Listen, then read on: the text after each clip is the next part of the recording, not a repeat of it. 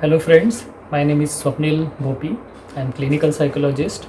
अभी काफ़ी पेरेंट्स के कंप्लेंट्स आ रहे हैं या क्वेश्चंस आ रहे हैं कि बच्चों के साथ क्या किया जाए, बच्चे सुन नहीं रहे, घर में मस्ती हो रही है या पढ़ाई पे ज़्यादा फोकस नहीं हो रहा है।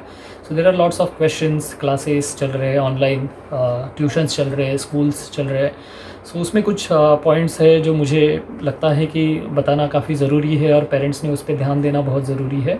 सो फर्स्ट ऑफ ऑल, बच्चों की इमोशनल फिज़िकल हेल्थ पे ज़्यादा ध्यान देना ज़रूरी है। तो उसमें उनकी प्रॉपर स्लीप, प्रॉपर एपेटाइट और कुछ एक्सरसाइजेज होना ज़रूरी है। और पढ़ाई के मामले में मोर देन 5 आवर्स उनके ऑनलाइन ट्यूशन्स चल रहे हैं या स्कूल चल रहे हैं। So I think that's not appropriate. जो यूजुअल स्क्रीन टाइम है, not more than 1 to 2 hours, more than 1 और 2 आवर्स नहीं होना चाहिए। उससे कम रखे तो ज़्यादा बेहतर है। एक्टिविटीज़ के मामले में एक्सरसाइज और जनरल एक्टिविटीज़ उनके इंटरेस्ट के अनुसार करेंगे तो ज़्यादा बेहतर होगा। और पढ़ाई के मामले में फोर्स ना करते हुए try to focus on their abilities. Okay, वो रीडिंग, राइटिंग या एक्सपीरियंस बेस्ड लर्निंग में ज़्यादा कंफर्टेबल है, इस पे ध्यान देना ज़रूरी है। Then it will be better for parents as well as for childrens. When it comes to career and academics, I will suggest कि उनकी इंटरेस्ट एंड स्किल्स पे ज़्यादा फोकस करें, ना कि कौन सा करियर ऑप्शन बेटर है एक्सटर्नली या दुनिया में कौन सा स्कोप ज़्यादा चल रहा है। उससे अच्छा बच्चे का स्कोप किस में है वो देखो, इंटरेस्ट और स्किल्स के अनुसार वो ज़्यादा कंफर्टेबल और बेहतर होगा उनके लिए भी और आपके लिए भी। एंड जब भी अगर बच्चे पढ़ाई नहीं करते हैं, सो हमेशा याद रखना, the relation matters a lot.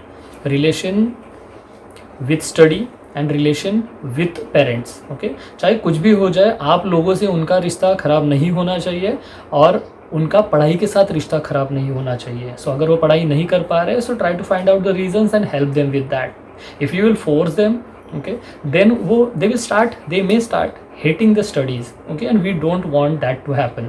So relation with parents and relation with studies matters a lot. So उसका थोड़ा केयर करेंगे तो अच्छा रहेगा।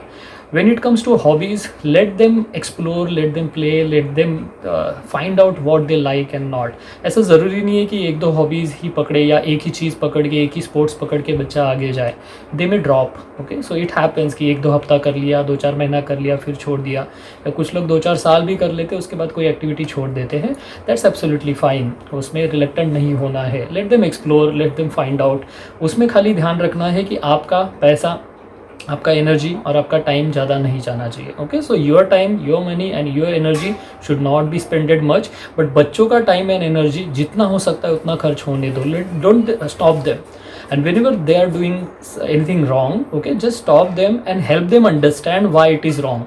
Okay, help them understand, do not try to make them understand. And whenever they are doing anything small which is right, appreciate them, acknowledge them, so that they will get to know कि what should be done. Okay, so हमेशा ये ना करो वो ना करो बोलने से अच्छा है कि क्या करो या शो देम।